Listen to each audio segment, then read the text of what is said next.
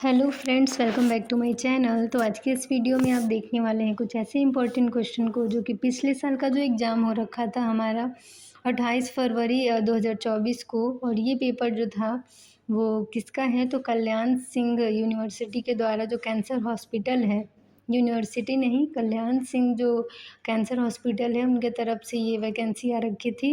28 फरवरी को इसका एग्ज़ाम था 2024 यानी पिछले साल। तो ये पेपर आप लोग के लिए बहुत ज़्यादा इंपॉर्टेंट होने वाला है। 2 घंटे का ये पेपर था। टोटल इसमें 100 क्वेश्चन है, 60 क्वेश्चन आपके सब्जेक्टिव हैं। तो मेनली इस वीडियो में हम वो सब्जेक्टिव क्वेश्चन ही डिस्कशन करेंगे और जो 40 क्वेश्चंस होंगे जो मैथ, रीजनिंग, जीके, जीएस से हैं और इंग्लिश से, वो हम लोग नेक्स्ट वीडियो में डिस्कस करेंगे। तो चलिए स्टार्ट करते हैं जो हमारा सब्जेक्टिव क्वेश्चन है। तो पहला क्वेश्चन इसमें हमारा है, which of the following retractors are not commonly used for abdominal surgery. Abdominal surgery में कौन सा रिट्रैक्टर यूज़ नहीं किया जाता है। 4 ऑप्शन दिए गए हैं। पहला है जॉल्स रिट्रैक्टर, दूसरा है डीवर्स रिट्रैक्टर, तीसरा है मॉरिस रिट्रैक्टर और चौथा है थॉमसन रिट्रैक्टर। तो राइट आंसर होगा इसमें joules retractor. Joules retractor abdominal surgery में यूज नहीं किया जाता है। मेनली ये थायराइड सर्जरी में यूज होने वाला स्पेशल इंस्ट्रूमेंट है। ठीक है, नेक्स्ट क्वेश्चन हमारा है, which of the following instrument equipment can not be sterilised by autoclave. Autoclave के द्वारा इनमें से कौन सा ऐसा इक्विपमेंट है जो कि स्टेलाइज नहीं करा जाता है। पहला ऑप्शन है प्रोक्टोस्कोप, दूसरा है फ्लेक्सोमेटेलिक ट्यूब, तीसरा है आर्टरी फॉरसेप, चौथा है मेडजिन वॉर्म सीजर। तो ये सारे जो सर्जिकल इंस्ट्रूमेंट्स हैं वो सारे तो ऑटोक्लेव से स्टेलाइज हो जाएंगे, लेकिन जो फ्लेक्सोमेटेलिक ट्यूब है वो आपका ऑटोक्लेव से स्टेलाइज नहीं होगा। तो बी जो ऑप्शन जो है इस क्वेश्चन का राइट आंसर होगा। नेक्स्ट क्वेश्चन है हमारा, विच of the following suture material is having longest half life. तो इसमें 4 ऑप्शन दिए गए हैं, उसमें से आपको बताना है कि कौन से सूचर का जो हाफ लाइफ है वो सबसे ज़्यादा लंबा है। ठीक है, तो पहला है कैटगट, दूसरा है वाइक्रिल, तीसरा ऑप्शन है पीडीएस और चौथा है प्रोलीन। तो इसमें राइट आंसर होगा आपका प्रोलीन। नेक्स्ट क्वेश्चन है हमारा, grey colour injection port cap of IV cannula represents which of the following. तो यहाँ पे हमारा जो क्वेश्चन है वो है कि ग्रे कलर का जो कैनुला होता है, आईवी कैनुला, उसका गॉज बताना है कि वो कितने गॉज का होता है। तो मेनली इसमें हमारा जो है 4 ऑप्शन दिए गए हैं, 14 गॉज, 16 गॉज दूसरा ऑप्शन है, तीसरा ऑप्शन है 18 गॉज और चौथा ऑप्शन है हमारा 20 गॉज। तो आप लोग को इसमें बताना है कि ग्रे कलर का कैनुला कितने गॉज का होता है। तो मेनली राइट आंसर होगा इसमें जो राइट आंसर है वो 16 गॉज है। 16 गॉज जो है राइट आंसर होगा। और जो हमारा 14 गॉज का कैनुला है वो ऑरेंज कलर का होगा और जो 18 गॉज का कैनुला है वो ग्रीन कलर का होगा और जो 20 गॉज का कैनुला है वो पिंक कलर का होगा। तो हमारा नेक्स्ट क्वेश्चन अब है, which of the following vein is not used for peripheral cannulation. तो पेरिफेरल कैन्युलेशन के लिए कौन सा ऐसा वेन है जो कि यूज नहीं किया जाता है इन चारों ऑप्शन में से। ठीक है, इनमें से कौन सा वेन जो है पेरिफेरल कैन्युलेशन के लिए नहीं है। पहला है क्यूबाइटल वेन, दूसरा ऑप्शन है सेफनस वेन, तीसरा ऑप्शन है एक्सटर्नल जुगुलर वेन और चौथा ऑप्शन है सब क्लेवियन वेन। तो राइट आंसर होगा डी ऑप्शन, सब क्लेवियन वेन। अब हमारा नेक्स्ट क्वेश्चन है, which of the following is the preferred technique for part preparation before surgery. तो यहाँ पे 4 ऑप्शंस हैं, आपको उसमें से बताना है कि बेस्ट टेक्निक जो कि प्रीफर करा गया है पार्ट प्रिपरेशन के लिए, जो सर्जिकल साइट है उसकी सफाई के लिए, जो भी उसमें हेयर्स वगैरह हैं उसको अच्छे से क्लीन करने के लिए। तो इसमें आपका बी राइट आंसर होगा, ट्रिमिंग। नेक्स्ट क्वेश्चन है हमारा, antibiotic prophylaxis in surgical patient is recommended at. तो मेनली एंटीबायोटिक प्रोफाइलेक्सिस जो होता है वो पेशेंट को कब देना चाहिए, जो रिकमेंडेड टाइम है वो कब का है। तो मेनली जब इंसीजन लगता है, यानी सर्जिकल इंसीजन, जब सर्जरी हो रही है उससे 1 घंटे पहले एंटीबायोटिक प्रोफाइलेक्सिस देना चाहिए। तो राइट आंसर होगा ए ऑप्शन।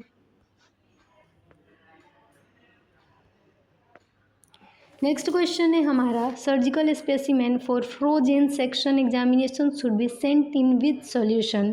तो यहाँ पे आपको ध्यान देना है, आप ये सोचेंगे इसका आंसर देख के कि मेनली आप तो फॉर्मेलिन और नॉर्मल सलाइन और जो भी टिश्यू होता है जो कि बायोप्सी के लिए जाना है, हिस्टोपैथोलॉजी एग्जामिनेशन होना है, उसको आप जो है अच्छे से फॉर्मेलिन वगैरह डाल के फिर भेजते हैं टेस्ट के लिए। तो मेनली इस क्वेश्चन पे आपको गौर करना है कि फ्रोजन सेक्शन एग्जामिनेशन के लिए अगर आप कोई भी स्पेसिमेन भेजते हैं तो उसको आपको किसी भी प्रिजर्वेटिव सॉल्यूशन में डाल के नहीं भेजना है। इसमें ए ऑप्शन जो है राइट आंसर होगा। नेक्स्ट क्वेश्चन है हमारा, during laparoscopic surgery intra abdominal pressure should be kept at what value. यानी कि आप दूरबीन से जो ऑपरेशन होता है पेट का, चाहे वो जीबी में यानी गॉल ब्लैडर में, पित्ताशय में अगर स्टोन हो गई हो, पथरी हो गई हो या फिर अपेंडिक्स की सर्जरी हो रही है, तो जो भी सर्जरी होती है पेट की जो कि लेप्रोस्कोपिक सर्जरी हो रही है, तो उसमें इंट्रा एब्डोमिनल प्रेशर कितना होना चाहिए। तो मेनली इसमें हमारा राइट आंसर होगा बी ऑप्शन। चारों ऑप्शन डिस्कस करके टाइम वेस्ट करने से अच्छा है कि डायरेक्टली क्वेश्चन आंसर पे हम लोग आते हैं। तो राइट आंसर होगा B option, 10 to 15 mmHg। Next question है हमारा, succinylcholine is not given to. तो हमारा जो एस्कोलिन है वो एक तरह का मसल रिलैक्सेंट है, और ये बताना है कि ये जो मसल रिलैक्सेंट है, ठीक है, डिपोलराइजिंग नॉन डिपोलराइजिंग दो तरह के मसल रिलैक्सेंट होते हैं। तो ये जो मसल रिलैक्सेंट है वो किस में नहीं देना है। तो पहला है डिफ़िकल्ट एयरवे केसेस में, दूसरा है ओबेज पेशेंट्स में, तीसरा है बर्न पेशेंट्स में, चौथा है ऑब्स्टेट्रिक्स पेशेंट में। तो इसका राइट आंसर होगा सी ऑप्शन, बर्न पेशेंट्स। तो बर्न जो जल जाते हैं पेशेंट, चाहे किसी भी तरह का बर्न हो, उन पेशेंट्स में हम लोग सक्सिनाइल कोलिन नहीं देते हैं। नेक्स्ट क्वेश्चन हमारा है, which of the following is not a part of WHO surgical safety checklist. तो आपने देखा होगा, अगर आप फाइल भी भरते हैं या फिर आपने कभी चेकलिस्ट चेक करी होगी, तो आपने देखा होगा कि WHO सर्जिकल सेफ्टी चेकलिस्ट में क्या क्या होता है। तो इसमें बताना है कि चारों ऑप्शन में से कौन सा WHO का जो चेकलिस्ट है उसका पार्ट नहीं है। तो इसमें हमारा राइट आंसर होगा सी ऑप्शन। तो टाइम इन जो है वो WHO सर्जिकल सेफ्टी चेकलिस्ट का पार्ट नहीं है। अब हमारा नेक्स्ट क्वेश्चन है, which of the following disposable bag is used for the infectious body waste disposal. तो मेनली जो भी इन्फेक्शियस बॉडी वेस्ट डिस्पोजल होते हैं वो किस बैग में यानी किस डस्टबिन में डिस्कार्ड करे जाते हैं। तो मेनली आपको बायोमेडिकल वेस्ट टॉपिक जो है वो अच्छे से पढ़ना होगा, तब आप इस तरह के क्वेश्चन का बहुत ही आसानी से आंसर कर पाएंगे।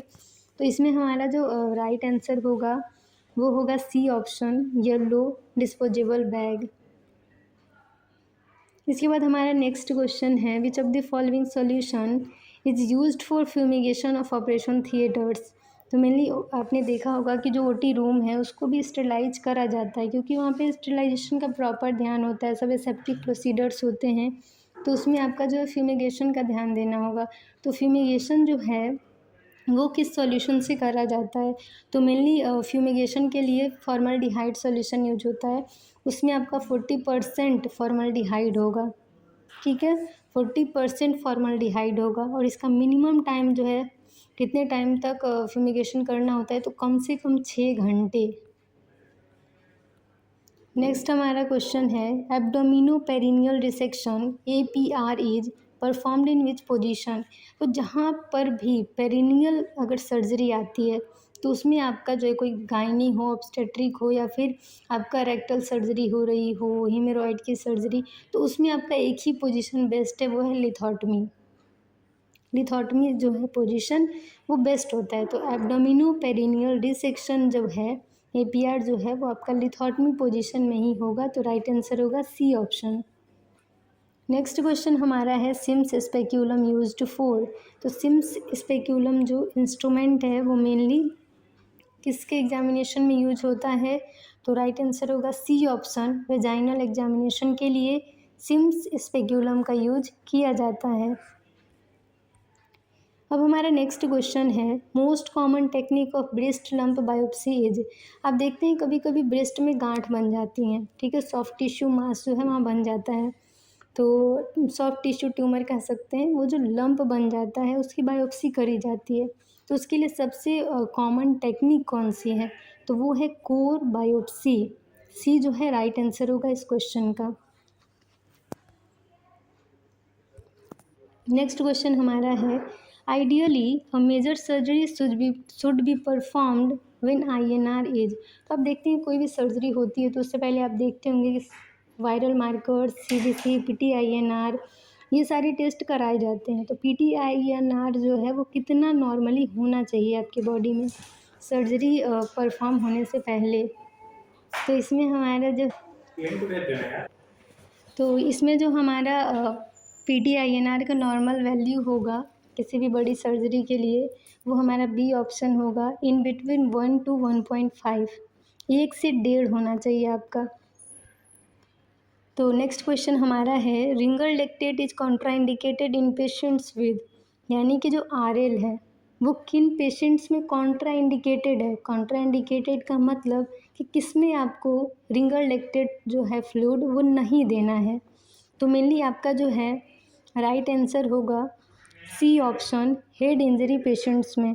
तो जिनका सिर में चोट आ गया है, इंट्राक्रेनियल प्रेशर बढ़ गया है, स्वेलिंग हो ब्रेन में या कोई इशू हो ब्रेन में, तो इंजरी के केस में तो ऐसे भी हम लोग अवॉइड करते हैं रिंगल लेक्टेट को देना। तो रिंगल लेक्टेट आपको याद रखना है कि किन पेशेंट्स में नहीं देना है, तो वो है head injury patients. Next question हमारा है which of the following process does not kill bacterial spores.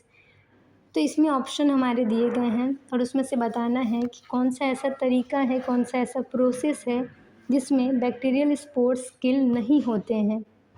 तो राइट आंसर होगा सी ऑप्शन, पाश्चुराइजेशन। तो ये जो टेक्निक है पाश्चुराइजेशन, उससे बैक्टीरियल स्पोर्स नहीं मरते हैं। नेक्स्ट क्वेश्चन है हमारा seeds bath consists of which of the following substance. तो हमारा इसमें क्या है कि जो सीड्स बाथ है वो आपने सुना होगा। तो यहाँ पे हमारा है कि जो सीड्स बाथ है उसमें कौन सा सब्सटेंस यूज किया जाता है और मेनली वो है क्या।